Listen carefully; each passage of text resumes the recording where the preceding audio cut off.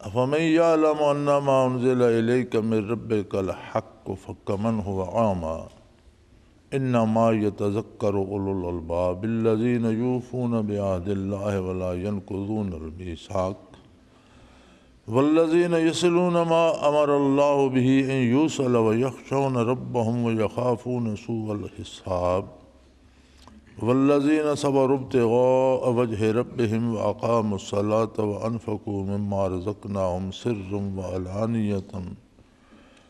سرا وعلانیة ویدرؤون بالحسنة السیئة اولئک لهم عقبی الدار جنات عدن یدخلونها ومن صلح من آبائهم وازواجهم وذریاتهم والملائکة یدخلون علیہم من کل باب سلام علیکم بما صبرتم فنعم عقبی الدار اللہم سبحانک لا علم لنا الا ما علمتنا انک انت العلیم الحکیم مولاي صل وسلم دائما ابدا علی حبیبک خیر الخلق کلہم۔ اس دن بھی کون لوں ٹھیک ہے نہیں؟ الحمدللہ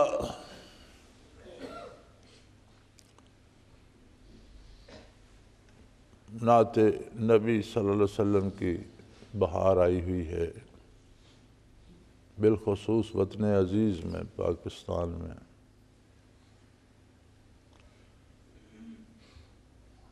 اور اظہار مسرت کیا جا رہا ہے، ہر ایک کا اپنا اپنا انداز ہے خوشی کے اظہار کا، کوئی نعتیں پڑھ کے کر رہا ہے، کوئی نوافل پڑھ رہا ہے، کوئی تلاوت کر رہا ہے، کوئی جلوس نکال رہا ہے، کوئی ڈھول باجے بجا رہا ہے، کسی نے گلیوں پہ بے پناہ لائٹیں لگا دی ہیں، کسی نے مساجد کو سجا دیا ہے۔ بہرحال اظہار مسرت ہے اور اس کا کوئی قاعدہ ضابطہ نہیں ہے، ہر آدمی جس طرح چاہتا ہے اس طرح کر رہا ہے۔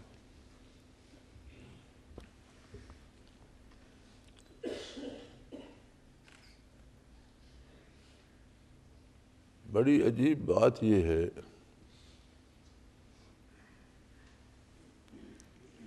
کہ اس کا صحیح طریقہ اور سلیقہ کیا ہے یہ جاننا چاہیے۔ دوسری بات یہ جاننا چاہیے کہ حضور اکرم صلی اللہ علیہ وسلم کی نعت کا جہاں تک تعلق ہے تو حضور کی حقیقی نعت تو اللہ کا قرآن ہے۔ قرآن کریم نے آپ صلی اللہ علیہ وسلم کی ذات، آپ کے صفات، آپ کی برکات سب کا تذکرہ فرمایا ہے، اور جو کلمات اللہ رب العزت نے ارشاد فرمائے ہیں وہ بندہ ان تک نہیں پہنچ سکتا۔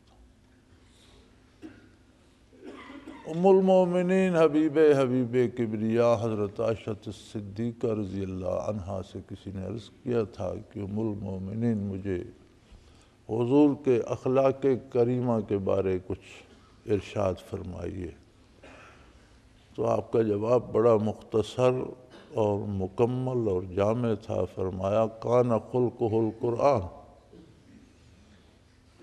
آپ کے اخلاق کریمانہ قرآن بھرا پڑا ہے، قرآن بیان کرتا ہے، میں کیا بیان کروں؟ تو قرآن اگر احکام بیان فرماتا ہے تو نبی کی اطاعت کے حوالے سے، کسی کام سے روکتا ہے تو نبی کی حوالے سے، اللہ کی معرفت، اللہ کی ذات اور اس کی صفات سے آشنا کرتا ہے تو اپنے نبی کی معرفت سے، اور بڑا قرآن فیصلہ کر دیتا ہے کہ اللہ کو کس نے مانا؟ اس نے مانا جس نے ویسے مانا جیسا محمد الرسول اللہ صلی اللہ علیہ وسلم منواتے۔ ورنہ تو اللہ کی ذات کا انکار آسان نہیں ہے، اور دنیا کی کسی قوم نے نہیں کیا۔ کافر بھی مانتا ہے، بت پرست بھی مانتا ہے، مشرک بھی مانتا ہے۔ یہ بڑی عجیب بات ہے کہ مشرک اگر اللہ کو نہیں مانتا تو پھر شرک کس کے ساتھ کرتا ہے؟ اللہ کو مانتا ہے، پھر اس کی ذات یا اس کی صفات میں کسی دوسرے کو بھی شریک کرتا ہے۔ مانتا کافر بھی ہے، وہ اپنے انداز سے مانتا ہے، اس لیے کافر ہے۔ ایمان کی شرط یہ ہے کہ ویسا مانے اللہ کو جیسا اللہ کے رسول صلی اللہ علیہ وسلم نے منوایا ہے۔ تو نعت تو ساری یہیں ختم ہو جاتی ہے، اس سے بڑی اور کوئی تعریف ہو ہی نہیں سکتی۔ پھر اللہ کریم نے جگہ جگہ قرآن کریم کی ایک آیہ کریمہ، ایک جملہ سارے قصے پاک کر دیتے ہیں۔ فرمایا وَمَا أَرْسَلْنَاكَ إِلَّا رَحْمَةً لِلْعَالَمِينَ، قصہ ہی ختم ہو گیا۔ اللہ کے سوا جو کچھ ہے وہ عالمین میں داخل ہے، ایک ذات باری تعالیٰ کو چھوڑ کر باقی سب کچھ عالمین میں داخل ہے۔ اور حضور صلی اللہ علیہ وآلہ وسلم وہ ذات ہیں جو عالمین کے لیے اللہ کی رحمت۔ اب اس سے بڑی کوئی تعریف کہاں سے لائے گا؟ عالمین میں صرف مومن نہیں بستا، عالمین میں عرشی مخلوق بھی ہے، وہ حاملین عرش فرشتے بھی ہیں، سدرۃ المنتہا کے باسی بھی ہیں، آسمانوں میں رہنے والے فرشتے بھی ہیں، زمینوں میں رہنے والے سارے ملائکہ بھی ہیں، جن بھی ہیں، انسان بھی ہیں، حیوان بھی ہیں، شجر و حجر بھی ہیں، جانور اور سبزہ بھی ہے۔ ہر چیز، ہر ذرہ عالمین میں داخل ہے، اور ہر ذرے کو جو بھی حصہ رحمت کا نصیب ہو رہا ہے اس کا واسطہ اور وسیلہ محمد الرسول اللہ۔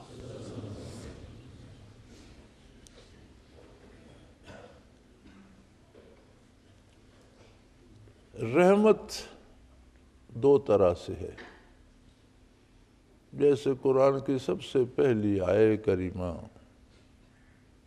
بتا دیتی ہے، بسم اللہ الرحمن الرحیم۔ رحمت کا تذکرہ قرآن کریم کی پہلی آیہ مبارکہ دو طرح سے کرتی ہے، الرحمن الرحیم۔ بسم اللہ الرحمن الرحیم، اللہ کے نام کے ساتھ جو رحمان ہے، جو رحیم ہے۔ مادہ دونوں کا رحمت ہے، تو رحمان اور رحیم دو الگ اوصاف کیسے ہو گئے؟ عربی میں قواعد ہیں، اور ہر لفظ، ہر صفت، ہر حرف اس قاعدے کے ضابطے سے تولا جاتا ہے۔ رحمان فعلان کے وزن پر ہے۔ ان اوزان میں جتنی چیزیں آتی ہیں، اس میں جتنے کمال ہوتے ہیں وہ وقتی ہوتے ہیں، وہ ختم ہو جاتے ہیں۔ مثلاً اسی فعلان کے وزن پہ آتا ہے عطشان، اسی کے وزن پہ آتا ہے غضبان۔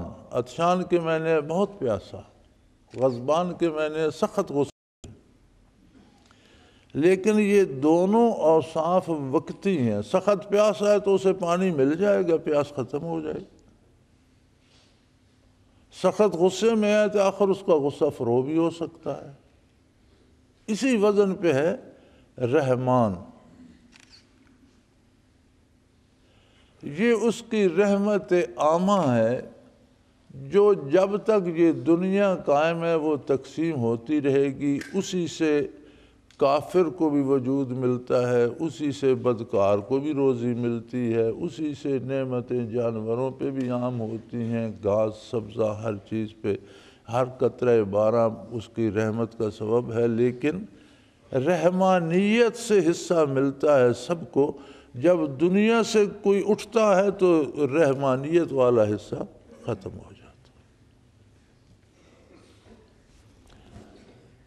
دوسرا انداز رحمت ہے الرحیم۔ رحیم فعیل کے وزن پر ہے، یہ صفت دائمی ہوتی ہے، جیسے حکیم۔ اب کوئی حکیم و دانا ہے تو وہ وقتی صفت نہیں ہے، وہ دائمی ہے۔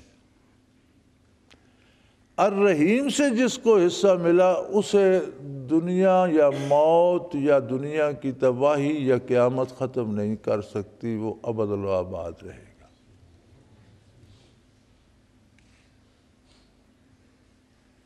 اب نبی صلی اللہ علیہ وسلم رحمت مجسم ہے،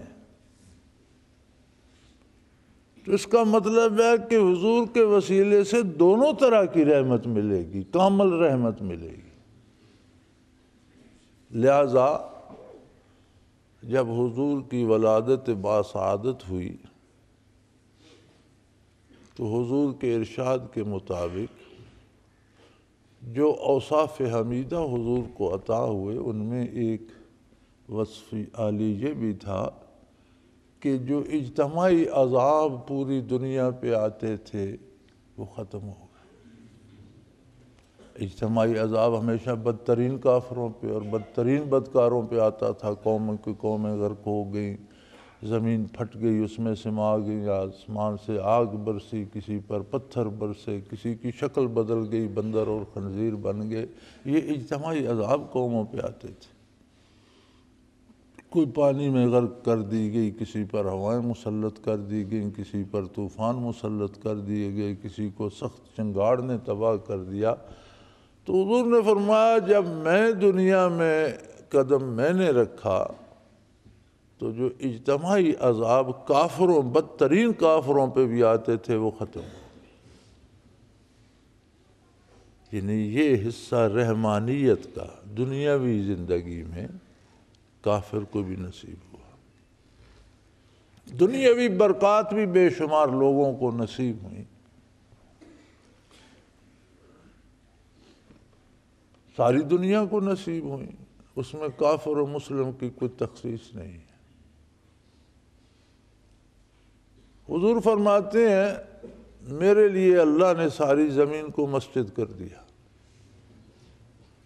حضرت آدم علیہ نبینا علیہ السلام سے لے کر حضرت عیسیٰ علیہ السلام تک جتنے نبی اور رسول گزرے ہیں، ہر امت میں عبادت کے لیے جگہ مختص کی جاتی تھی۔ وہ کو کمرہ بنائیں یا گھر بنائیں یا پتھر رکھ کے نشاندہی کر دے، وہیں عبادت ہو سکتی تھی، اس سے باہر نہیں۔ جب حضور صلی اللہ علیہ وسلم نے قدم مبارک زمین پہ رکھا تو حضور فرماتے ہیں اللہ نے ساری زمین کو مسجد کر دی۔ جہاں جی چاہے آپ نماز ادا کریں، نماز ادا ہو جائے، ساری زمین مسجد بن گئی۔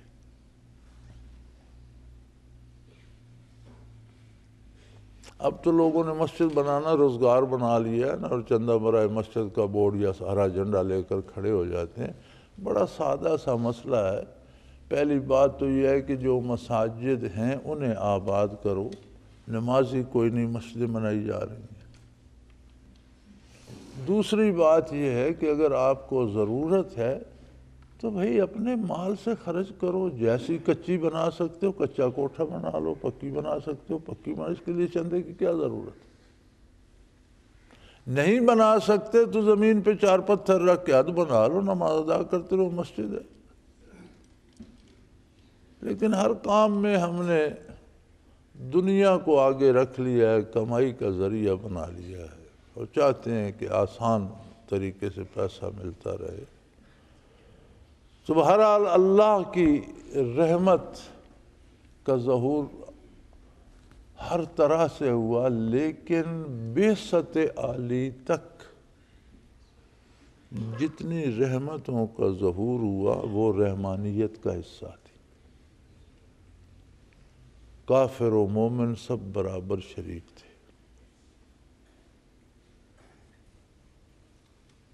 تو پھر یہ ربیع الاول اور حضور کی ولادت باسعادت تو سب کو منانی چاہیے، کافر و مومن، کسی ایک کا تو اس میں حصہ نہیں ہے۔ چونکہ رحمانیت کا ظہور جو حضور صلی اللہ علیہ وسلم کے طفیل ہوا دنیا میں تشریف لانے کے بعد، اس میں اللہ کی ساری مخلوق شریک، فرشتے بھی، جن بھی، انسان بھی، حیوان بھی، شجر و حجر بھی، ہر چیز رحمانیت کی محتاج ہے۔ تو مومن کا موقع کیا ہے، تخصیص کیا ہے؟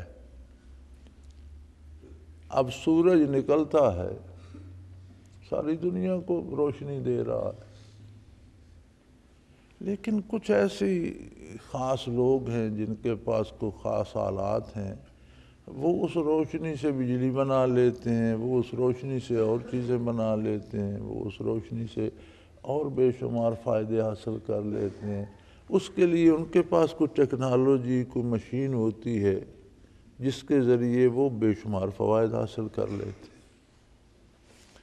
تو یہ سارے فائدے تو ساری کائنات کو حاصل ہوئے، اب کوئی خاص فائدہ کس کو ہوا؟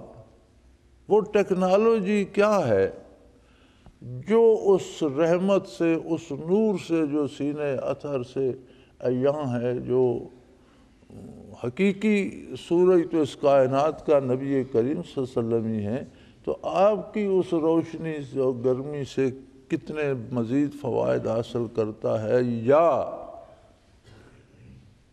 بجلی نے گھر روشن کیا، جس نے شمس نبوت سے برکات حاصل کی اس کا سینہ روشن ہو گیا، سینہ روشن ہوا تو تعلق باللہ قائم ہو گیا، اس کی رسائی عالم امر تک ہو گئی۔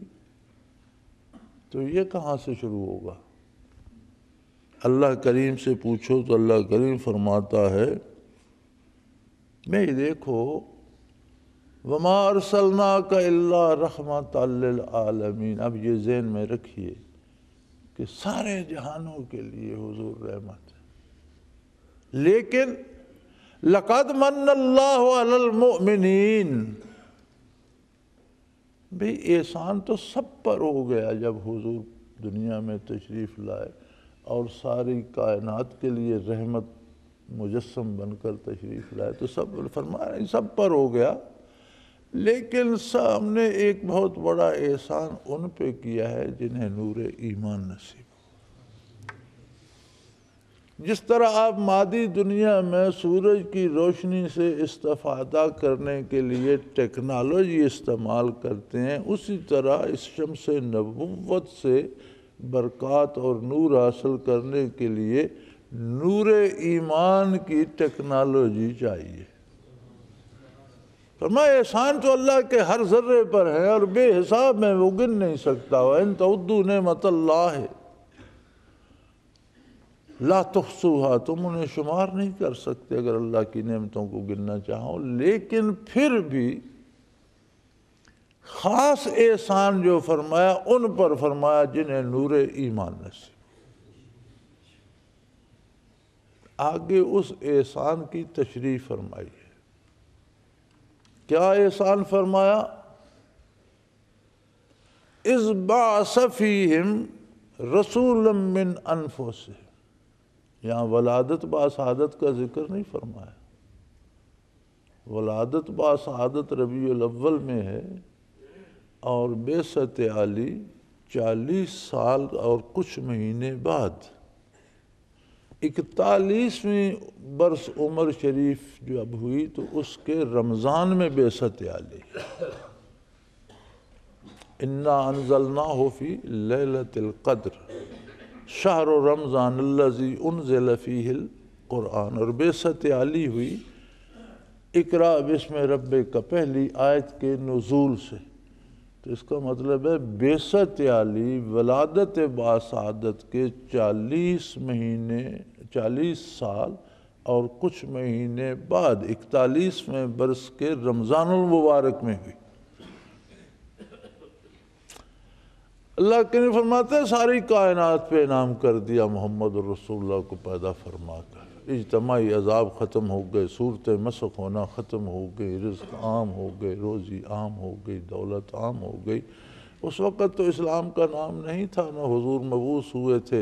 دائی حلیمہ کمزور سا بندہ تھی، اس کی سانڈنی سب سے کمزور تھی اور گھسیٹ گھسیٹ کر لائیں، لیکن جب حضور صلی اللہ علیہ وسلم کو لے کر واپس ہوئیں تو وہی کمزور سانڈنی سب سے آگے جا رہی تھی، جس کے نیچے دودھ کا نشان نہیں ہوتا تھا، لوگوں سے زیادہ دودھ دے رہی تھی، ان کے مال میں برکت ہو گئی، بکریاں بڑھ گئیں، ریل پیل ہو گئی نعمت دنیا کی۔ تو جہاں جہاں حضور صلی اللہ علیہ وسلم کی برکات پہنچی پوری دنیا میں پہنچی، سارے عالم اس سے مستفید ہوا۔ یہ تو تھی ولادت باسعادت رحمت للعالمین کی، اور اس میں ساری مخلوق شریک۔ لیکن جسے کلمہ حق نصیب ہوا، اللہ فرماتا ہے اس کی بات الگ ہے، بھائی تمہاری عید الگ ہے، اس لیے کہ تم پر تو میں نے خصوصی کرم فرمایا۔ لقد من اللہ، من کہتے ہیں احسان کو۔ کوئی آدمی فوج میں جاتا ہے، لیفٹیننٹ داخل ہوتا ہے، پھر چلتے چلتے چلتے 4 اسٹار جرنیل بن جاتا ہے، تو کوئی ضرورت رہتی ہے پچھلے عہدے گننے کی کہ تمہیں لیفٹیننٹ بنایا، کیپٹن بنایا، میجر بنایا، کرنل۔ ایک ہی بات ہے، جب کہتے ہیں تمہیں ہم نے جنرل بنا دی تو سارے اس میں آ جاتے ہیں۔ اللہ کریم نے فرمایا کہ جب ایمان والوں پہ ہم نے احسان کیا تو اس احسان کے برابر کا کوئی دوسری نعمت نہیں ہے جسے شمار کیا جائے، باقی سب اس کے اندر آ گئی۔ وہ احسان کیا تھا؟ جب ہم نے انہی میں سے اپنے رسول صلی اللہ علیہ وسلم کو مبعوث فرمایا، انسانی میں سے ہی، اولاد آدم میں سے۔ اگر کسی فرشتے کو مبعوث فرما دیتے تو لوگ دیکھ ہی نہ پاتے، اس کی بات ہی نہ سن پاتے، استفادہ نہ کر پاتے۔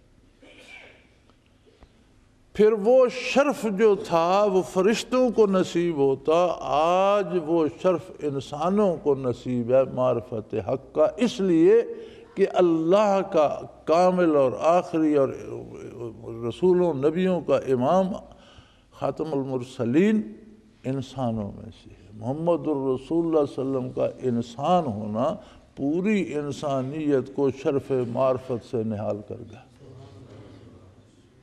اگر حضور صلی اللہ علیہ وسلم کسی اور مخلوق سے ہوتے تو پھر وہ مخلوق معرفت الہی کی سب سے اعلیٰ مستحق ہوتی۔ اذ بعث فیہم رسولا من انفسہم۔ کائنات میں ہمیشہ ایک بہت بڑا سوال رہا ہے کہ یہ کون ہستی ہے جس نے اس کائنات کو بنایا، جو اس کو چلا رہی ہے۔ اب جتنا جتنا کوئی گہرائی میں جاتا ہے، ہم اور آپ سورج، چاند، ستارے، موسم، برسات، پھل پھول، نباتات دیکھتے ہیں، حیوانات دیکھتے ہیں، جمادات دیکھتے ہیں۔ کوئی اس سے آگے ان کے اوصاف کی تشریح میں چلا جاتا ہے۔ ہم پہاڑ دیکھتے ہیں، کوئی ایٹم دیکھ لیتا ہے، ایک ذرے میں تحقیق کر لیتا ہے، وہ کہتا ہے کمال ہے یار، سورج طلوع و غروب جس طرح کائنات پہ ہو رہا ہے، وہ حقیر ذرہ جسے اب آگے توڑا نہیں جا سکتا، اس میں بھی منفی مثبت اسی طرح اندھیرا اور روشنی چاہے، اس میں بھی سورج طلوع ہو رہا ہے، غروب و غروب ہو رہا ہے۔ یہ کس نے بنا دیا؟ یعنی ہر ذرے میں جسے آگے توڑا نہیں جا سکتا، باریک ترین ذرے میں بھی منفی مثبت اسی طرح سے چل رہی ہے، روشنی اور تاریکی، دن اور رات۔ کمال ہے، کس نے بنا دیا؟ وہ کیسا ہے، اس کی ذات کیسی ہے، اس کی صفات کیسی ہیں، اس کے کمالات کیا ہیں؟ پھر اس کائنات کو دیکھ کر لوگوں کے دلوں میں سوال بھی پیدا ہوا. پھر یہ سوال پیدا ہوا کہ اگر ہم مانیں کہ ایک ہستی ہے جس نے یہ بنا دیا تو وہ ہستی کیا چاہتی ہے ہم سے، ہم کیسے رہیں کیسے نہ رہیں، کیا کریں کیا نہ کریں، اس کی عبادت یا اس کی خوشنودی کا طریقہ کیا ہے اور اس کی اطاعت کا سلیقہ کیا. یہ وہ سوال تھے جو فلسفیوں سے حل نہ ہوئے اور نکتہ وروں سے کھل نہ سکے.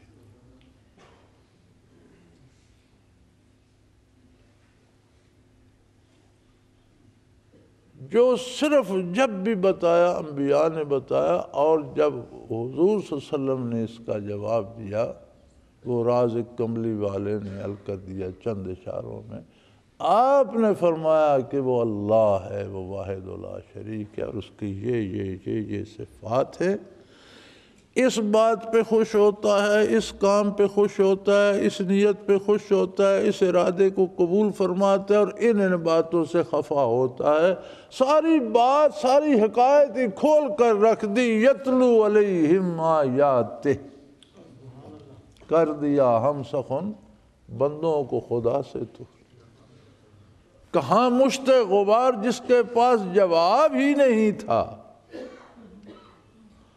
اور کہاں اسے یہ وضاحت مل گئی کہ کس طرح بات کی جائے تو اللہ راضی ہوتا ہے اور کس طرح کی جائے تو خفا ہوتا ہے، کس طرح بیٹھا جائے کس طرح اٹھا جائے، سجدہ کیسے کرنا ہے، عبادت کے وقت پڑھنا کیا ہے، رکوع میں کیا پڑھنا ہے، سجود میں رکوع سجود کیوں کرنا ہے، اس سے حاصل کیا ہوگا، رزق کمانا کیسے ہے، خرچ کیسے کرنا ہے، جانا کہاں ہے، رکنا کہاں سے ہے، انداز تخاطب کیا ہونا چاہیے، انداز تکلم کیا.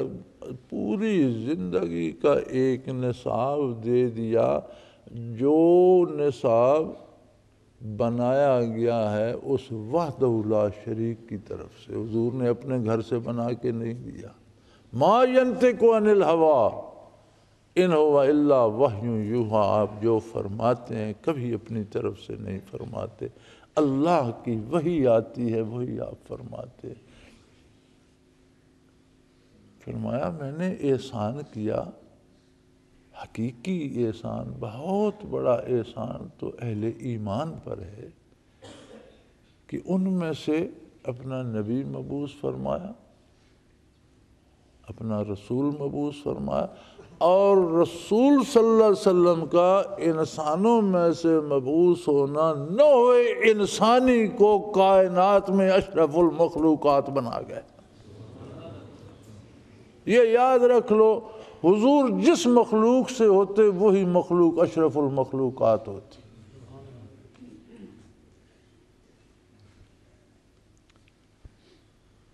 پھر فرمایا یہ تو ایک اطاعت ہی جو ہو گئی، پھر ہر بندے کو اللہ سے اللہ کا ذاتی کلام پہنچا دیا. یتلو علیہم آیاتہ، ارے جس سے کوئی بات نہیں کرتا، غریب مزدور مسکین میلا کچیلا کمزور بھوکا پیاسا کوئی اسے بلانا پسند نہیں کرتا. محمد رسول اللہ نے جو اللہ کا کلام دیا اسے کھول کے بیٹھ جائے. وہ جس طرح بادشاہ سے باتیں کرتا ہے اسی طرح اللہ کا قرآن اس غریب سے بھی باتیں کرے.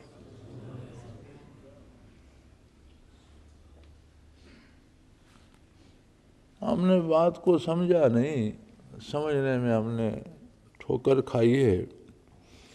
اور سب سے مشکل کام ہے نعت نبی. اکثر نعتیں بھی میں سنتا ہوں نا تو بڑی شرم آتی ہے. نعت کا ماحصل یہ ہوتا ہے کہ آپ کرم کریں تو مجھے روزی مل جائے، آپ کرم کریں تو میری صحت ٹھیک ہو جائے، آپ کرم کریں تو میرے گھر سے بیماری نکل جائے. اس طرح کی جو بتوں سے امیدیں ہندوؤں کو اور کافروں کو ہوتی ہیں نا، اس طرح کا انداز ہمارا رسول اللہ صلی اللہ علیہ وسلم کے ساتھ ہے، اور اسے ہم نعت کہتے ہیں. ارے بھائی، کائنات کا ایک نظام ہے. سب سے اچھے سب سے اعلیٰ مسلمان کون تھے؟ جنہوں نے بعثت عالی پہ لبیک کہا. جنہوں نے 13 سال مکہ مکرمہ میں دنیا کی ہر مصیبت صحیح دامان رسالت کو نہیں چھوڑا، تو سب سے زیادہ برکات تو ان کو آنی چاہیے تھی، تو 13 سال میں ان کی ساری دنیا تو ان کے لیے مصیبت بن گئی، وبال جان بن گئی۔ تو ملا کیا انہیں؟ اللہ فرماتا ہے لاکھ عبادتیں کرو، لاکھ جہاد کرو، لاکھ محنت کرو، قبل ہجرت جنہوں نے جو دکھ اٹھائے ان کی شان کو نہیں مل سکتے۔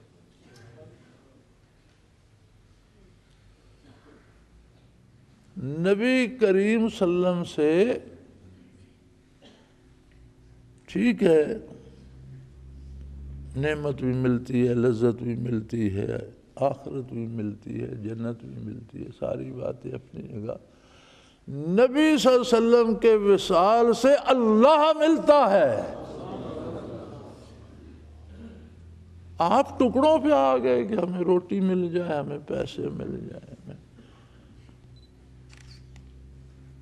وہاں ٹکڑے نہیں بٹتے، ٹکڑے تو کتوں کو بھی مل رہے ہیں، کافر کو بھی مل رہے ہیں۔ دنیا کی حیثیت کیا ہے؟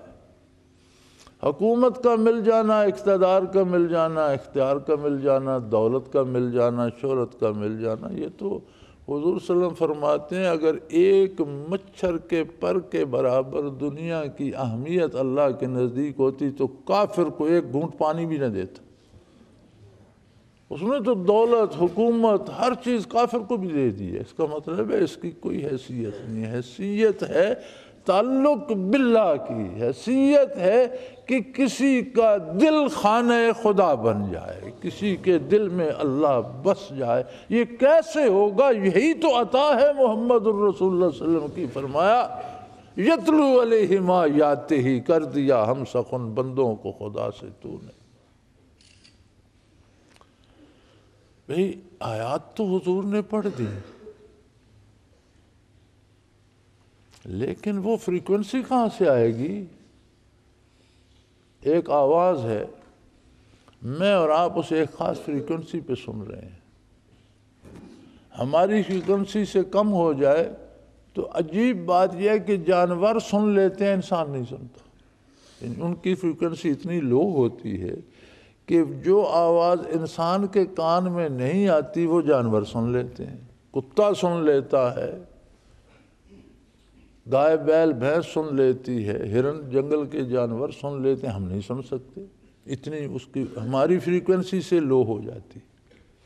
تو اس کا مطلب ہے کہ اللہ سے اللہ کی باتیں سننے کے لیے فریکوینسی بھی تو ہوگی۔ اگر وہ فریکوینسی نہ ہو تو بات سنی انسنی برابر ہے۔ کافر کے پاس وہ فریکوینسی نہیں ہے تو اسے اللہ کے کلام سے کوئی مطلب ہی نہیں ہے، ہوا نہ ہوا برابر ہے، وہ کہاں سے آئے گی؟ فرمایا وَيُزَكِّيهِمْ، وہ فریکوینسی بھی محمد الرسول اللہ عطا فرما دے۔ بات کا سواد آ گیا نا، مزہ آیا بات کا کہ معرفت حق اور اللہ سے ہم کلام کر دیتا ہے، اور پھر جو بھی دامان رسالت سے وابستہ ہوتا ہے یزکیہم، اس کے دل کو پاک کر کے اس قابل بنا دیتا ہے کہ وہ اللہ کی باتیں سن سکے۔ وَيُزَكِّيهِمْ، ان کا تزکیہ کر دیتا ہے، انہیں پاک کر دیتا ہے۔ یہ جو لفظ ہے نا تصوف، یہ اسی تزکیے کا ترجمہ ہے۔ اللہ اللہ اللہ، ہمارا دل پاک ہو گیا نگاہ کرم سے، تو کیا دل کا پاک ہو جانا کافی ہے؟ یار اس بات کو سمجھنے کی کوئی اٹکل بھی آنی چاہیے۔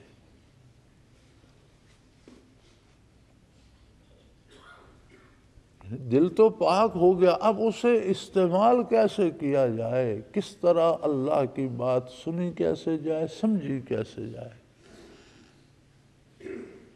فریکوینسی تو سیٹ ہو گئی، اب جو اس پہ آوازیں آ رہی ہیں ان کو ڈی کوڈ کیسے کیا جائے، اس کا مفہوم کیسے سمجھا جائے، اس پر عمل کیسے کیا جائے۔ اب ایک فریکوینسی پہ میسیجز آ رہے ہیں تو وہ تو ایک کوڈ لینگویج ہوگی، وہ تو اس بارگاہ کے مطابق ہوگی جس سے آ رہا ہے۔ تو ریسیپشن وصولی تو ہو گئی، لیکن اسے کھول کے اس کا مفہوم اس کے مطابق عمل کیسے کر، فرمایا کام یہ بھی میرا حبیب کر دیتا ہے، وَيُعَلِّمُهُمُ الْكِتَابَ وَالْحِكْمَةَ، انہیں کتاب اور کتاب کو سمجھنے کی، اس کی تعبیر و تفسیر، حکمت کی تعلیم بھی دے دیتا ہے۔ سبحان اللہ۔ یہ ساری باتیں ولادت سے تعلق نہیں رکھتی، یہ بعثت عالی سے تعلق رکھتی۔ پتہ ہے ہم ولادت کے جشن کیوں مناتے ہیں، بعثت کی بات کیوں نہیں کرتے؟ بعثت پہ ذات ہماری اپنی سامنے آ جاتی ہے کہ ان برکات میں سے ہمارے پاس کیا ہے، ہم وہ نہیں بتانا چاہتے، ہم اس طرف نہیں آنا چاہتے کہ یہ جو برکات عطا ہو رہی ہیں، کیا میرا دل پاک ہوا؟ کیا مجھے کتاب و حکمت سے کوئی حصہ نصیب ہوا؟ نہیں ہوا تو کیوں نہیں ہوا؟ اس سوال سے بچنے کے لیے ہم کہتے ہیں بعثت کو بھول جاؤ، ولادت پہ بات کرو، اور حضور کی تعریف جتنی بیان کرتے رہو اتنی کم ہے، بات ختم ہو گئی۔ سارا سال کرتے رہو، صبح و شام کرتے رہو، دن رات کرتے رہو۔ بلکہ ایک صحابی نے عرض کی کہ یا رسول اللہ صلی اللہ علیہ وسلم، میں ایک خاص وقت میں نے مقرر کر لیا ہے، اس وقت تو گھنٹوں منٹوں کی بات نہیں ہوتی تھی، تو میں نے ایک وقت مقرر کر لیا ہے جو میں صرف اس میں وظائف پڑھتا ہوں، اور جتنے وظیفے میں پڑھتا ہوں، مثلا تسبیحات پڑھتا ہوں، یا تلاوت کرتا ہوں، یا حدیث پڑھتا ہوں، یا اسماء الہی پڑھتا ہوں، تو میں نے اس میں چوتھا حصہ اس وقت کا درود شریف کے لیے مختص کر دیا۔ تو وہ اجازت چاہتے تھے، تصدیق چاہتے تھے حضور اکرم صلی اللہ علیہ وسلم سے کہ اس سے برکت ہو جائے گی۔ آپ صلی اللہ علیہ وسلم نے فرمایا اگر درود زیادہ کر لو تو اچھی بات ہے۔ انہوں نے عرض کی یا رسول اللہ، میں ایک حصہ اور بڑھا لیتا ہوں، آدھا باقی وظائف پڑھوں گا، آدھا وقت درود شریف پڑھوں گا۔ حضور صلی اللہ علیہ وسلم نے فرمایا اگر اور بڑھا لو تو اور اچھا ہے۔ انہوں نے عرض کی یا رسول اللہ، میں 3 حصے اس وقت کے درود شریف پڑھوں گا، ایک حصہ دوسرے وظائف۔ فرمایا اور بڑھا لو تو اچھا ہے۔ انہوں نے عرض کی یا رسول اللہ، تو میں نے جتنا وقت میرے پاس مختص ہے سارا درود شریف ہی نہ پڑھتا رہوں؟ آپ نے فرمایا اگر ایسا کرو گے تو دنیا اور آخرت دونوں جہانوں کی بھلائی کے لیے کسی اور وظیفے کی ضرورت ہے۔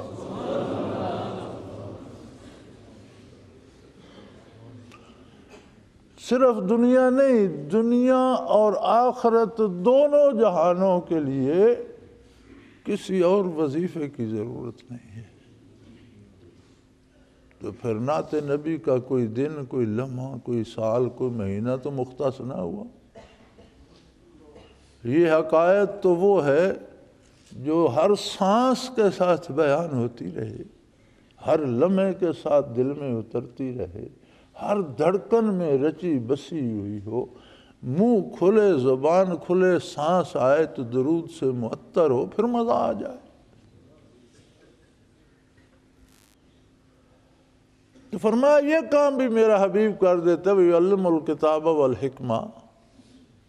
یا اللہ، برتن تو سلامت ہو تو اسے صاف کر دیا جاتا ہے۔ زنگ لگ گیا، ایک برتن تھا، سلور کا تھا، لوہے کا تھا، پیتل کا تھا، زنگ لگ گیا، رگڑ کر مانج کر پالش کر دیا، نکل کر دیا، صاف کر دیا۔ اب جو ٹوٹ چکے ہیں، ریزہ ریزہ ہو چکے ہیں، جن برتنوں کے پھیتے اڑ چکے ہیں، ان کا کیا ہوگا؟ دل ٹوٹ گئے، تباہ ہو گئے، گمراہی نے انہیں میلا بھی کر دیا، ٹکڑے ٹکڑے بھی کر دیا، انہیں خاک میں دفن، ان کا کیا ہوگا؟ فرمایا وَإِنْ كَانُوا مِنْ قَبْلِهِ فِي ضَلَالٍ مُبِينٍ۔ بھائی ٹوٹے بگڑے گمراہی کی انتہاؤں میں پہنچے ہوئے جو بھی میرے نبی کا دامن تھام لے گا، ٹوٹے ہوئے دل جڑ جائیں گے، میلے صاف ہو جائیں گے، کلام الہی کے لیے شعور بیدار ہو جائے گا، کلام وصول بھی کر لیں گے، اسے سمجھ بھی لیں گے، تشریح بھی کر لیں گے، اس پر توفیق عمل بھی آسان ہو جائے گا۔ اب کہو جو نعت قرآن نے بیان کی ہے کسی کے ذہن میں آتی ہے؟ کوئی شاعر اپنے شعر میں اسے سمو سکتا ہے؟ کسی ادب پارے میں لکھی جا سکتی ہے؟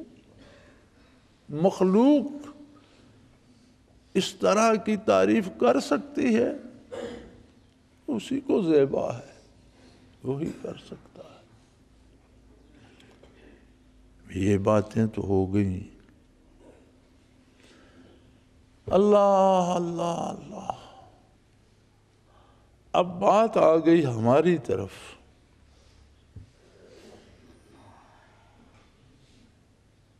وہ کہتے ہیں نا، یہ جو گیدڑ ایک بولتا ہے پھر سارے کہوں شروع کر دیتے ہیں، تو پرشین والے کہتے ہیں کہ وہ ایک گیدڑ جو نعرہ لگاتا ہے نا، پہلا جو چلاتا ہے، تو وہ کہتا ہے پدرم سلطان بود، میرا باپ بڑا بادشاہ تھا۔ پھر ساتھ دوسرے سارے بول جاتے ہیں تراچے تراچے تراچے، بادشاہ تھا تو تمہارا باپ تھا، تجھے کیا ہے، تو ہمارے ساتھ گیدڑ ہے۔ یعنی اپنی ذات کا بھی پتہ ہونا چاہیے نا، یہ تو یک طرفہ ہو گئی۔ اب جتنی تعریفیں کوئی کرتا رہے، جو تعریفیں حضور کی اللہ نے کر دی ہیں، مخلوق وہاں تک پہنچ ہی نہیں سکتی۔ آمنا وصدقنا، پوچھنا تو اپنا حال ہے بھائی۔ یہ جو شمس نبوت ہے اس کی روشنی کیا میرے بدن پہ پڑ رہی ہے، میری کھال میں اتر رہی ہے، یا میرے دل میں بس گئی ہے؟ کہاں تک میں اس سے مستفید ہو رہا ہوں؟ اللہ نے وہ بات بھی کر دی۔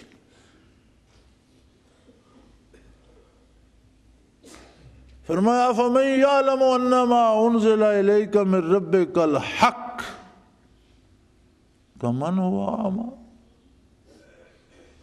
سب سے پہلی بات، برکات نبوت سے استفادہ کرنے کے لیے، مستفید ہونے کے لیے یہ یقین ہے کہ میرے نبی پر جو نازل ہوا اول و آخر سارا حق ہے۔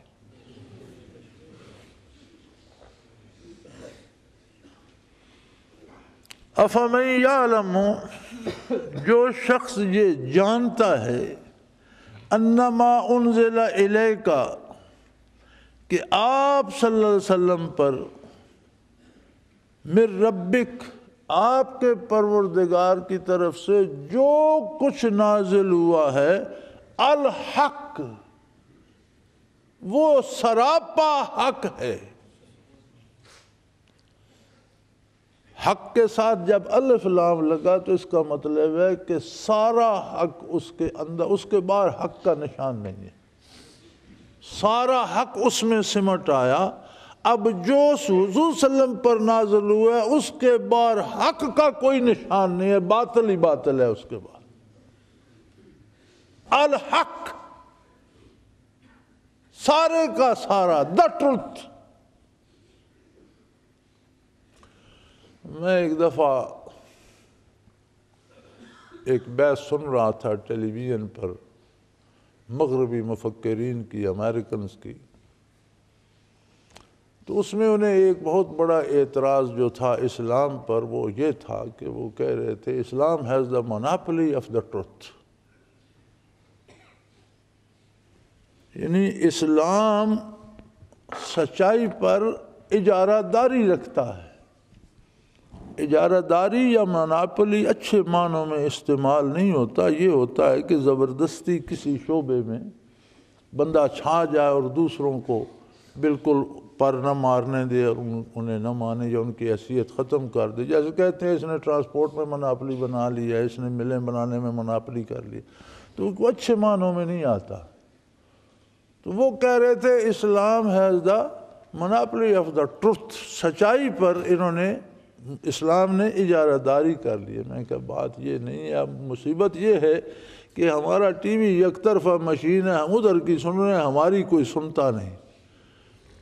باہر کے ممالک میں تو یہ ہو گیا ہے، اب ایسے ٹیلی ویژن آ گئے ہیں کہ کوئی بات آپ کرنا چاہیں تو ایک بٹن پش کریں اور آپ بات کریں تو آپ کی بات ٹی وی اسٹیشن پہ پہنچ جاتی ہے. ہمارے ہاں بھی یہ سہولت نہیں ہے. میں نے کہا بھائی ہمارا ٹی وی تو یک طرفہ ٹریفک ہے، ورنہ میں آپ کو بتاتا کہ اسلام has not the monopoly of the truth but Islam is the only truth. اسلام اس حق پر اجارہ داری نہیں رکھتا بلکہ سارے کا سارا حق ہے ہی اسلام. آپ بھی قبول کر لو، آپ کو کس نے روکا؟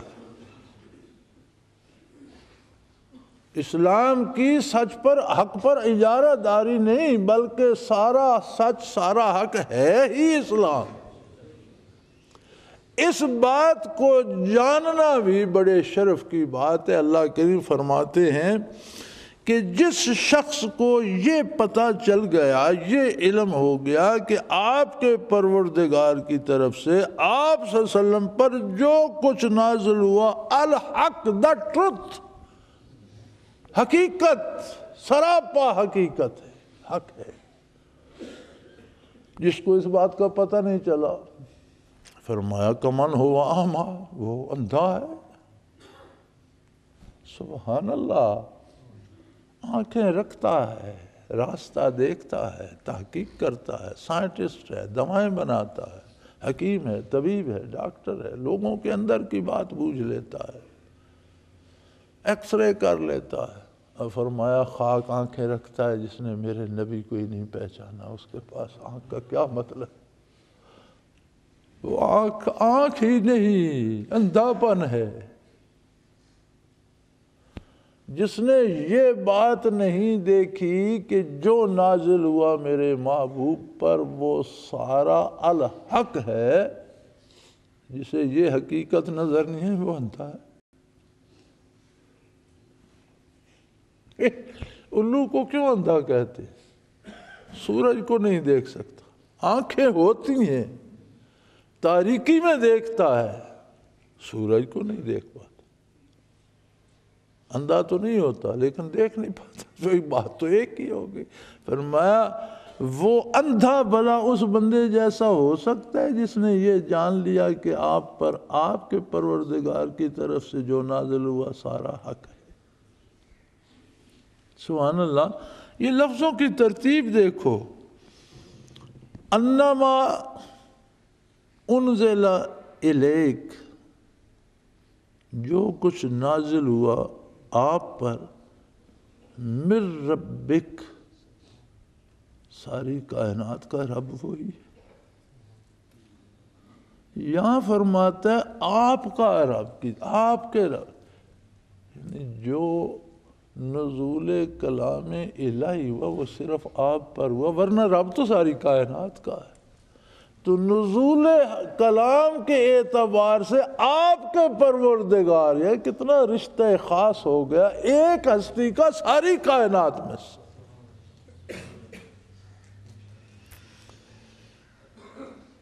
تو جسے اس بات، اس حقیقت کو جس نے پا لیا،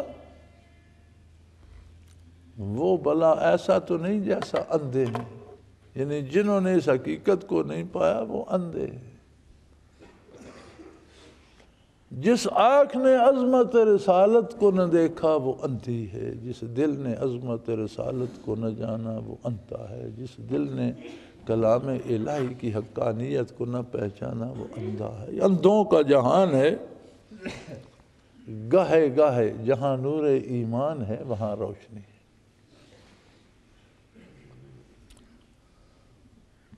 پھر فرمایا صرف اندھے نہیں ہیں، بے وقوف بھی ہیں.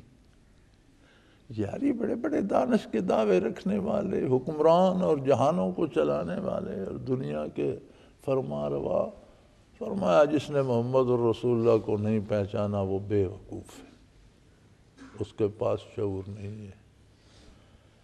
انما یتذکر اولو الالباب، صاحب خرد ہی نصیحت حاصل کیا کرتے ہیں، اس بات کو جاننے کے لیے عقل کی ضرورت ہے، جن میں عقل ہی نہیں ہے فطری زندگی جیتے رہے۔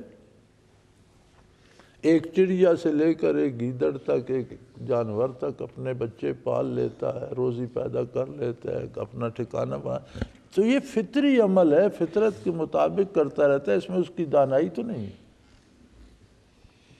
ایک چڑیا ہوتی ہے جسے بیا کہتے ہیں، وہ گھاس سے ان کر گھونسلہ بناتی ہے، اسے آج بھی عجائب خانوں میں رکھا جاتا ہے، بڑا خوبصورت بناتی ہے، بڑا عجیب و غریب بناتی ہے، اس میں کمرے بناتی ہے، دروازہ بناتی ہے، داخلہ خارجہ، درختوں سے لٹک رہا ہوتا ہے، لیکن کیا یہ اپنے عقل سے کرتی ہے؟ نہیں، فطرتاً اس کے مزاج میں جو فطری زندگی ہے وہ جو فطرتاً اس کے مزاج۔ شہد کی مکھی اتنا بڑا چھتا بناتی ہے، اتنا زیادہ شہد اس سے نکلتا ہے، چھوٹے چھوٹے خانے ہوتے ہیں، ہر خانے کے جو ضلع ہیں وہ برابر ہوتے ہیں، ان کا طول عرض برابر ہوتا ہے، کمال ہے، ہزاروں خانے، لاکھوں خانے ہیں، لیکن کوئی خانہ رائی برابر چھوٹا یا بڑا نہیں، ایک جیسے۔ یہ کاریگری کہاں سے آتی ہے؟ وہ کسی کالج میں پڑھتی ہے کہ نہیں؟ فطری ہے۔ تو فرمایا انسان جانوروں کی طرح فطری زندگی جیتے رہتے ہیں، دولت کمائی، عہدہ کمایا، اولاد ہو گئی، پالی بڑھائی، مر گیا۔ اکبر الہ آبادی نے کہا تھا کہ کیا کہیں احباب کیا کار نمایاں کر گئے، کیا کہیں احباب کیا کار نمایاں کر گئے، بی اے کیا، نوکر ہوئے، پنشن ملی اور مر گئے۔ یہ تو ایک فطری زندگی ہے نا، آدمی فطرت کے مطابق اللہ کریم فرماتا ہے یہ بے وقوف ہیں۔ خرد، عقل، دانش، نظر، نگاہ، روشنی یہ ہے کہ کائنات میں آ کر انہوں نے میرے حبیب کو پہچان لیا، اس بات کو جان لیا کہ آپ پر جو نازل ہوا وہ آپ کے پروردگار کی طرف سے ہوا اور وہ حق ہے۔ یعنی معرفت پیغمبر میں معرفت کلام باری بھی آ گئی اور معرفت ذات و صفات باری بھی آ گئی۔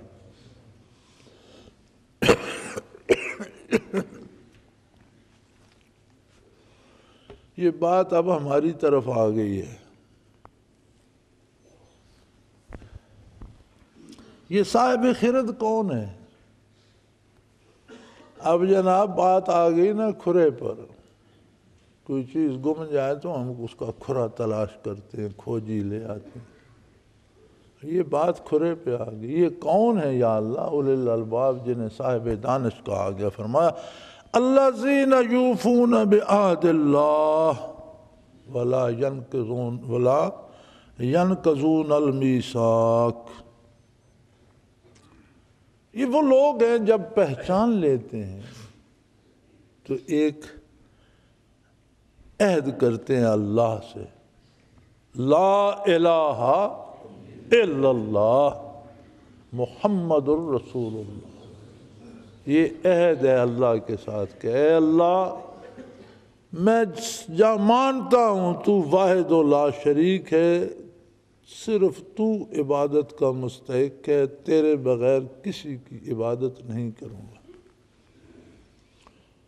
اور میں مانتا ہوں کہ حضرت محمد صلی اللہ علیہ وسلم تیرے رسول ہے۔ جس نے کلمہ پڑھا فرمایا الذین یوفو، پھر اس وعدے کی پاسداری، اسے وفا کرتے ہیں، صرف وعدہ نہیں کرتے، وعدے کو وفا کرتے ہیں اور اپنے عہد کو توڑتے نہیں۔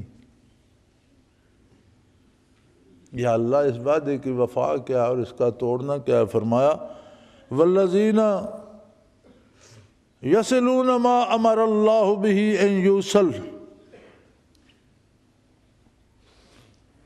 ان چیزوں کو جوڑتے ہیں جنہیں جوڑنے کا اللہ نے حکم دیا ہے، کردار میں، سوچوں میں، افکار میں، عمل میں، زبان سے، ہر طرح سے وہ کام کرتے ہیں جن کے کرنے کا حکم اللہ نے دیا اور جن کے کرنے کا طریقہ نبی کے صلی اللہ علیہ وسلم نے ارشاد فرمایا۔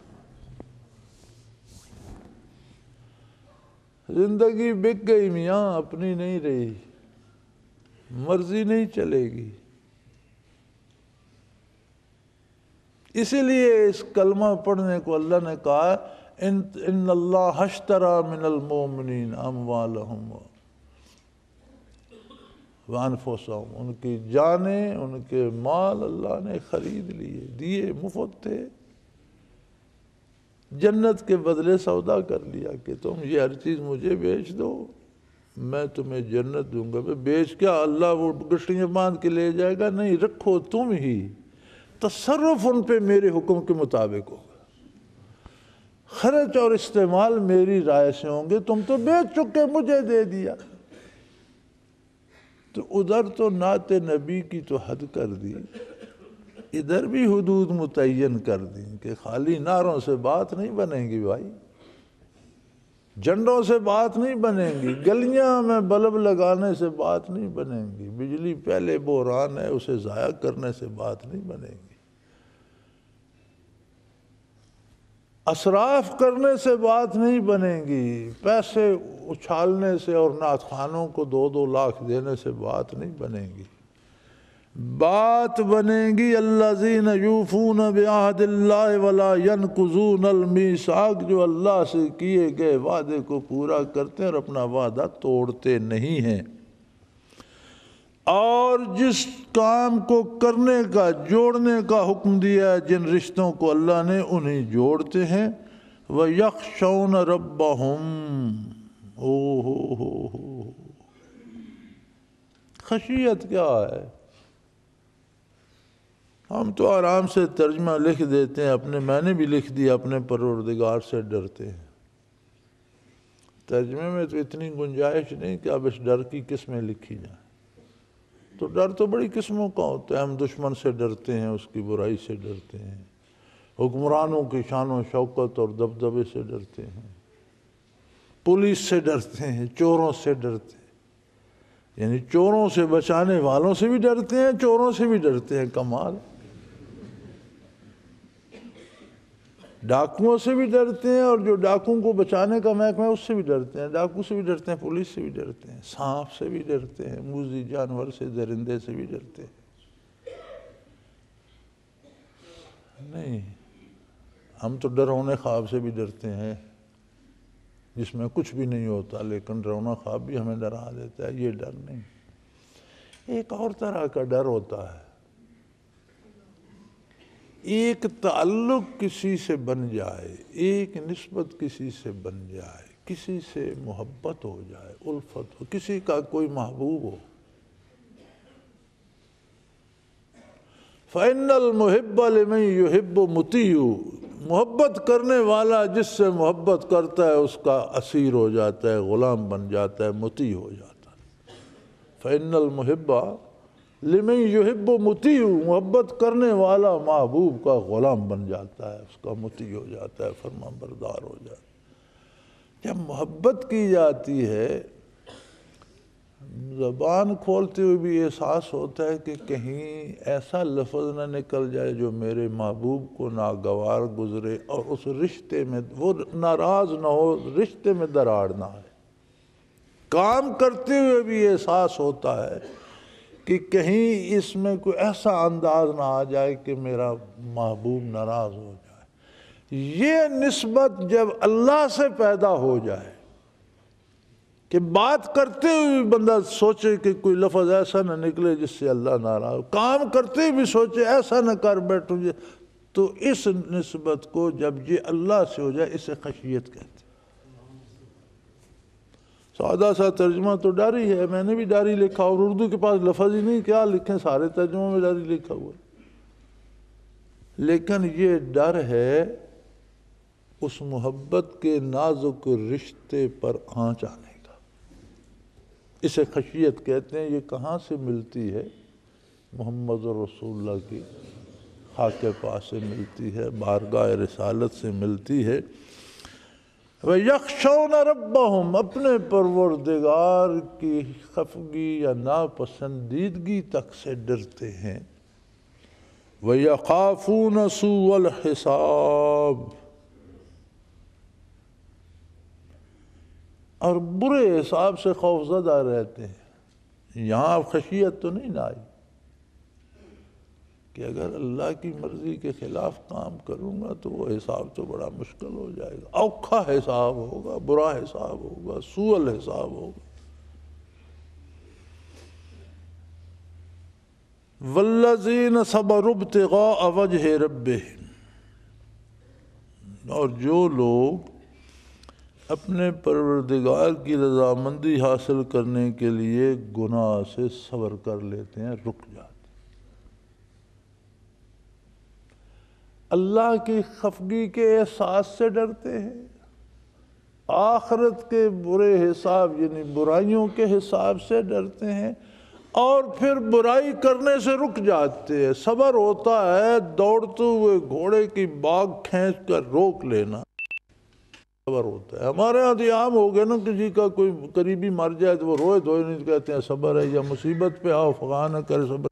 صبر کا یہ مفہوم نہیں ہے، صبر کا معنی ہے کہ روک لینا، اور گناہ سے خود کو روک لینا سب سے اعلیٰ صبر ہے۔ والذین صبروا ابتغاء وجہ ربہم، اللہ کی نافرمانی سے خود کو روک لیتے ہیں، اللہ کی رضا کے لیے، شہرت کے لیے نہیں، پارسائی کا ڈنڈورا پیٹنے کے لیے نہیں، لوگوں سے اپنے ہاتھ چموانے اور گھٹنے دبانے کے لیے نہیں، اللہ کی رضا کے لیے گناہ سے رک جاتے ہیں۔ وَأَقَامُوا الصَّلَاةَ، اور اللہ کی نمازوں کو، عبادت کو قائم کرتے ہیں۔ نماز ادا کرنا تو ہوا، تو یہ قائم کرنا کیا ہوتا ہے؟ کچھ نمازی ایسے ہوتے ہیں جو ادا کرتے ہیں، صرف اپنی نماز ادا کر سکتے ہیں، گھر میں ان کی بیوی اور ان کے بچے بھی ان کے ساتھ نماز ادا نہیں کرتے، یہ نماز ادا کرنا ہے۔ کچھ لوگ اللہ کے وہ ہوتے ہیں جو نماز کو قائم رکھتے ہیں، یعنی وہ نماز پڑھتے ان کے ساتھ ایک مخلوق نماز پڑھنے لگ جاتی ہے، یہ ہے نماز کو قائم کرنا۔ اللہ کے بندے وہ ہوتے ہیں جو اس کی نمازوں کو قائم، یعنی ایک مخلوق ان کے ساتھ نماز پڑھنے لگ جاتی ہے، خلق خدا اس پہ لگ جاتی ہے، نماز کو قائم کرتے ہیں۔ وَأَنفَقُوا مِمَّا رَزَقْنَاهُمْ سِرًّا وَعَلَانِيَّةً، اگلی بات یہ ہوتی ہے کہ جو نعمت میں نے انہیں دی ہے، پوشیدہ بھی ظاہر بھی، میری رضا کے لیے میری راہ میں خرچ کرتے رہتے ہیں۔ اقتدار دیا ہے تو انصاف کرتے ہیں، دولت دی ہے تو غریبوں کو بھی اس میں حصے دار بناتے ہیں، علم دیا ہے تو لوگوں پر بانٹتے ہیں، معرفت دی ہے تو لوگوں کے دلوں کو سیراب کرتے ہیں۔ جو نعمتیں میں نے دی ہیں وہ میری راہ میں بانٹتے رہتے ہیں، خفیہ بھی، پوشیدہ بھی، اعلانیہ بھی۔ وَيَدْرَؤُونَ بِالْحَسَنَةِ السَّيِّئَةَ، اور برائی کو نیکی سے ختم کرتے ہیں، یعنی برائی ہو رہی ہے تو وہاں آپ نیکی پھیلائیں تاکہ برائی ختم ہو جائے۔ برائی برائی سے ختم نہیں ہوتی۔ ہمارے یہاں تو اب یہ ہو گیا ہے نا کہ ڈاکو بھی قتل کرتے ہیں تو پولیس بھی گولی سے اڑا دے، چلو گولی سے ہی مرنا ہے نا، ڈاکوؤں سے بچ گئے تو پولیس سے مر جائے گا۔ ایجنسیاں بھی مار دیتی ہیں، پکڑ کر لے جاتی ہیں، لاشیں ملتی ہیں۔ فرمایا برائی سے برائی ختم نہیں ہوتی۔ سار انصاری نے ایک شعر کہا تھا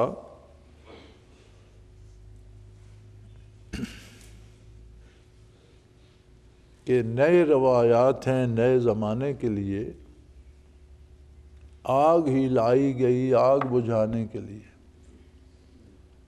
تو آگ پر آگ پھینکیں گے، آگ بڑھے گی، بجھے گی تو نہیں۔ آپ برائی کا مقابلہ برائی سے کریں گے تو برائی بڑھے گی، ظلم کا مقابلہ ظلم سے کریں گے تو فرمایا میرے بندے برائی کے مقابلے میں نیکی پھیلاتے ہیں، باطل کے مقابلے میں حق کی بات کرتے ہیں، ظلم کے مقابلے میں انصاف پھیلاتے ہیں، برائی کو نیکی سے دور کرتے ہیں۔ اولئک لہم عقبی الدار، آخرت کا گھر تو ان لوگوں کا ہے۔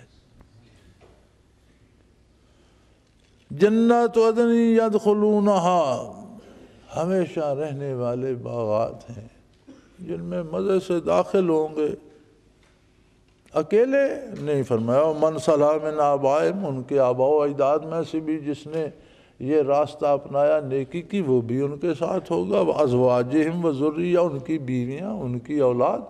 شرط یہ ہے کہ ان کا ایمان اور ان کا عقیدہ اور ان کا عمل وہی ہو جو ان کا ہے، تو وہ بھی ان کے ساتھ انہی باغوں میں موج کریں گے، اور وہاں تو وہ بڑے معتبر ہوں گے بھائی، فرشتے داخل ہوں گے، کوئی اس دروازے سے، کوئی اس دروازے سے، والملائکۃ یدخلون علیہم من کل باب، فرشتے ان کے پاس حاضر ہوا کریں گے اور انہیں کہیں گے سلام علیکم بما صبرتم، اللہ کی سلامتی ہو تم پر، مبارک ہو یار، تم نے حق ادا کر دیا حضور کی غلامی کا، تم نے حق ادا کر دیا اللہ کی اطاعت کا، خوش نصیب تھے تم نے نور نبوت سے استفادہ کیا، اللہ کی تم پر سلامتی ہو، بما صبرتم، کہ تم جم گئے محمد الرسول اللہ کی غلامی، یہ بڑا کام کیا تم نے، دنیا میں تم نے کمال کر دیا کہ سب چیز کو ٹھکرا کر ایک در کی، ایک اللہ اور اللہ کے رسول کی غلامی پہ جم گئے۔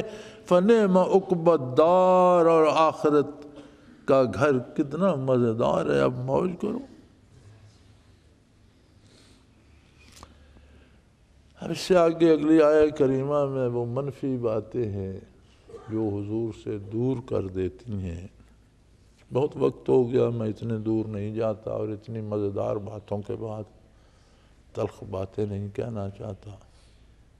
اللہ کریم توفیق دے تو یہ سورہ رعد کی آیات مبارکہ ہیں اور 8ویں رکوع میں ہیں، ترجمہ لکھا ہوا ہے، اللہ توفیق دے تو آگے خود پڑھیے گا، تفصیل دیکھنی ہو تو تفسیر میں دیکھ لیجئے گا۔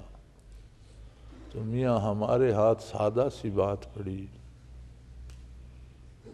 ہمارا تعلق بعثت عالی سے، ہم مومن ہیں۔ لقد من اللہ علی المؤمنین اذ بعث فیہم رسول، نعت نبی اللہ سے بڑھ کر کوئی نہیں کہہ سکتا۔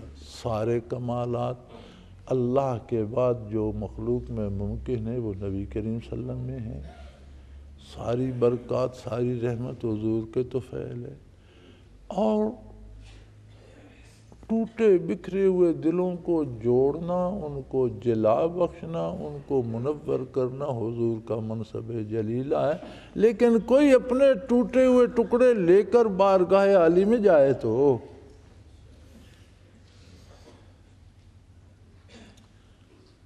پھر فرمایا جب جائے تو پھر اس بارگاہ سے تو جھوٹ نہ بولے، پھر جو کہا ہے سچ کر دکھائے، پھر اس پہ قائم رہے۔ تو ہماری دنیا تو گزر جائے گی، بادشاہ بھی چلا جائے گا، فقیر بھی چلا جائے گا۔ وہ بادشاہ محل سے آنکھ کھلی صبح اس کی تو اس نے دیکھا ایک فقیر پتھروں پہ، روڑی کے ڈھیر پہ سو رہا ہے، تو اس نے کہا اسے جب دربار میں جاؤں تو اسے پیش کرو۔ دربار میں لگ گیا تو فقیر کو پکڑ لائے، تو اس نے پوچھا بابا تم پتھروں پہ سو رہے تھے؟ جی سو رہا تھا۔ سناؤ تمہاری رات کیسے گزری، پتھروں پہ کیسے نیند آئی، کیسے؟ اس نے کہا بادشاہ سلامت، کچھ رات تو جیسی آپ کی گزری ویسی میری گزر گئی، اور کچھ آپ سے بہت بہتر گزری۔ وہ بڑا حیران ہوا کہ یہ عجیب بات کرتا ہے، پتھروں پہ پڑا تھا، میں شاہی محل میں تھا، کہتے ہیں کچھ آپ۔ اس نے کہا بات سمجھاؤ مجھے، سمجھ نہیں۔ اس نے کہا جناب جب آپ سو گئے شاہی پلنگ پر، میں پتھروں پہ سو گیا، تو سونے والوں کو کیا پتہ ہے کہ شاہی پلنگ پر سو رہا ہے یا پتھر؟ جب سو گئے تو جیسے آپ جیسا میں غافل ہو گئے، اور جتنا وقت میں جاگتا رہا میں ذکر الہی کرتا رہا، اور آپ جتنا وقت جاگتے رہے دنیا داری جوڑتے رہے ہوں گے، وہ وقت میرا آپ سے بہتر گزرا۔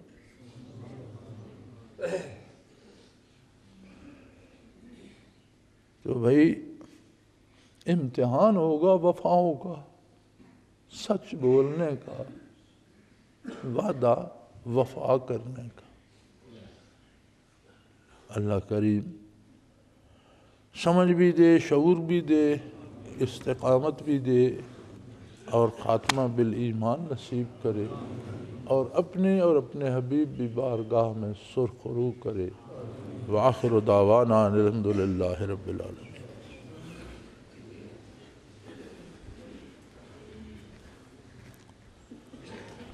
الحمدللہ